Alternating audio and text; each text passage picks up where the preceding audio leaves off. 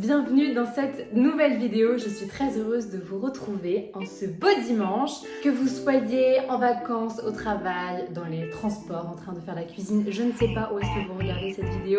Après ma vidéo 5 conseils pour commencer la musculation, voici le volet numéro 2 avec comment atteindre ses objectifs. N'oubliez pas de mettre un petit pouce sur la vidéo, de vous abonner.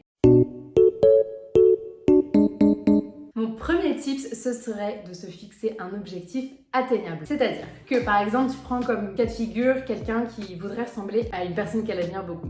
Elle se dit ok, je veux ressembler à ça, je vais aller à la salle et disons peut-être dans 3-4 mois, je vais exactement ressembler à elle et je vais être hyper heureux dans ma vie et bien dans mon corps. Malheureusement, ça ne se passe pas comme ça. Ce serait un peu trop beau de vouloir faire un copier-coller d'une personne. Ce serait cool en vrai, hein, mais ça n'existe pas, ce n'est pas la vraie vie. Il y a tellement de paramètres à prendre en compte dans une transformation physique que tu ne peux pas espérer avoir la même transformation physique qu'une de tes copines ou de ta voisine ou de la meuf que tu kiffes. Tout simplement parce qu'il y a la morphologie qui rentre en compte, il y a ta génétique, il y a ton environnement, ton cadre de vie. Je suis pas la première à le dire et je ne serai sûrement pas la dernière, mais ça fait du bien parfois de se rappeler que tu ne peux pas ressembler exactement à la personne à qui tu voudrais ressembler en fait. Tu peux très bien t'en inspirer. Par exemple, moi je sais qu'il y a une fille que j'adore, c'est une japonaise, une bikini que je kiffe, c'est une source d'inspiration pour moi, mais à aucun moment je me dis ok, un jour, genre, je vais lui ressembler. Ça ne marche pas comme ça. Et heureusement qu'on est tous différents et qu'on est tous uniques. Vous vous rendez compte si on se ressemblait tous? Bref, se fixer un objectif atteignable, c'est aussi prendre conscience que chaque objectif physique prend du temps. Que ce soit une perte de poids, une prise de masse, une sèche pour une compétition, voilà, une recomposition corporelle en général, tout ça, ça prend vachement de temps. Et c'est vraiment dans cet état d'esprit-là qu'il faut que vous soyez avant d'entamer la transformation que vous souhaitez avoir. Et d'ailleurs, j'ai discuté avec une de mes clientes la dernière fois et c'est super parce qu'elle est vraiment dans un super état d'esprit dans le sens où elle a conscience de son passé, elle a conscience de ses erreurs, elle a conscience aussi que ses erreurs font la personne qu'elle est aujourd'hui, enfin c'est ses erreurs qui l'ont construite, entre autres. Et elle sait surtout qu'une transformation, donc la transformation qu'elle veut avoir, va prendre du temps. Une recomposition corporelle, ça prend pas 1 mois, 2 mois, 3 mois. Ça prend des années. Moi, ça fait plusieurs années. Et croyez-moi que parfois, je me regarde et j'ai l'impression d'être au point zéro. Tu vois, j'étais là et aujourd'hui, je suis là. Puis un tout petit peu plus chaque jour. Il y a un podcast qui s'appelle Relentless que j'aime bien écouter. Un podcast sur le fitness en général et je crois qu'il dit souvent 1% better every day. On progresse de 1% chaque jour. Chaque jour, on devient une meilleure version de nous-mêmes. Et même si parfois on régresse, on finira toujours par remonter si, bien sûr, la volonté est là.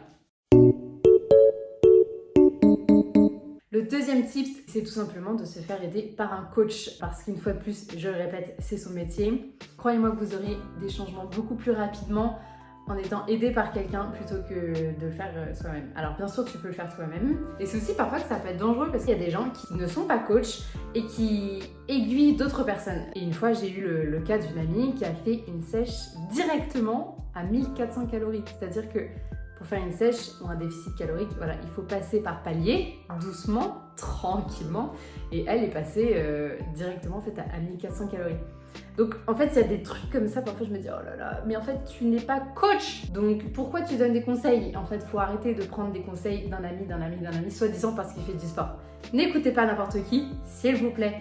Orientez-vous vers des personnes qui savent ce qu'elles font, parce que parfois la santé est rudement mise à l'épreuve avec ce genre de conseils et c'est triste parce que finalement c'est votre santé, on n'en a qu'une. Et on dit souvent, mais la plus grande richesse, c'est d'avoir sa bonne santé et celle de ses proches. Donc faites attention à ce que vous faites. Donc se faire aider d'un coach, d'ailleurs dans la barre d'infos, il y a mon mail si vous voulez me contacter pour un coaching. J'attends votre mail. Le troisième conseil que j'ai à vous donner, c'est de faire votre séance de sport une priorité. On entend tellement de fois mais comment tu fais pour aller à la salle 5 fois par semaine? Moi, j'ai pas le temps. Donne-moi le temps. Ça, c'est ta séance qui te dit ça. De penser à moi et faire ta séance. Bref, faites de vos séances une priorité. Si vous le pouvez évidemment, parce qu'il y a toujours des cas extrêmes, notamment je pense aux parents qui ont des petits bouts de viande et alors là en effet c'est plus difficile. J'organise toujours ma semaine. C'est-à-dire que en chaque début de semaine, je me dis ok, j'ai mes 5 séances, je vais les caler là. Idéalement, il me faudrait un jour de repos là, un jour de repos là. Et si je peux pas, c'est pas grave, j'enchaîne. Je me laisse pas le choix en fait. Ma séance de sport, elle fait partie de mon quotidien. Je privilégierai toujours ma séance de sport à aller boire un verre avec des potes ou aller à un resto ou faire une autre activité en fait. Le temps que j'accorde à ma séance, c'est qui je suis. J'avais pas particulièrement pour idée d'illustrer mon propos avec un livre, mais ça me fait penser à ça. Un livre qui s'appelle Atomic Habits. Il y a une citation que j'avais surlignée. You might start a habit because of motivation, but the only reason you'll stick with one is that it becomes part of your identity. En gros, tu vas peut-être commencer une habitude au début parce que tu es motivé, mais après, cette habitude est qui tu es. Je sais pas si vous voyez un petit peu l'idée. Toutes ces habitudes que j'ai au quotidien, c'est la personne que je suis.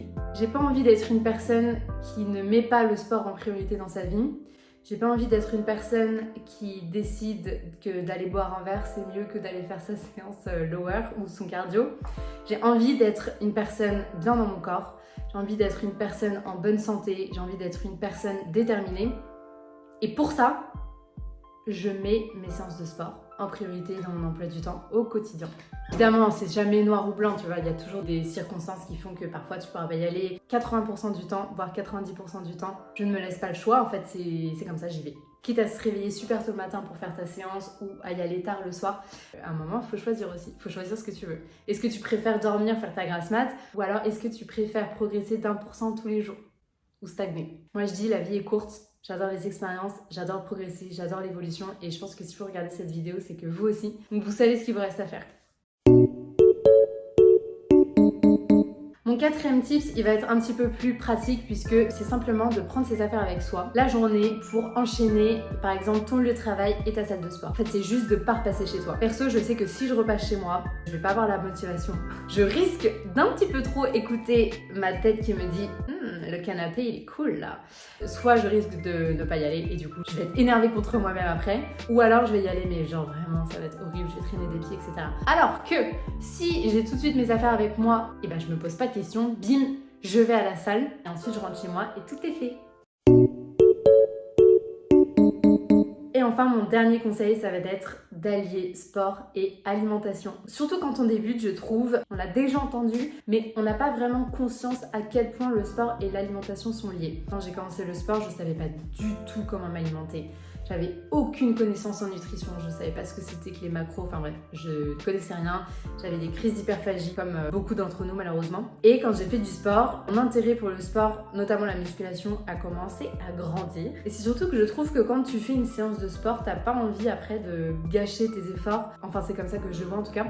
J'ai pas envie de gâcher mes efforts avec par exemple de la malbouffe, tu vois. J'ai pas envie de me faire une pizza après ou en tout cas quand je commençais la muscu, hein, parce qu'aujourd'hui c'est autre chose. Mais au début c'était vraiment mon mood, c'est-à-dire que quand je faisais du sport le matin, ça me règle un petit peu le mood de la journée. Et si je faisais du sport dès le matin, ben voilà, j'avais envie de manger des fruits, du flocon d'avoine, tu vois les trucs un petit peu où tu te dis ça c'est bon pour la santé.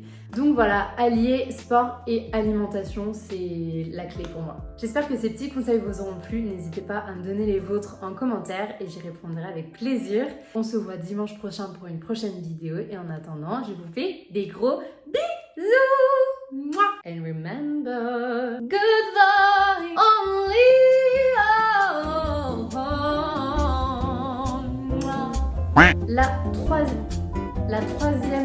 Le troisième conseil que j'ai à vous donner. Le troisième que... Oh!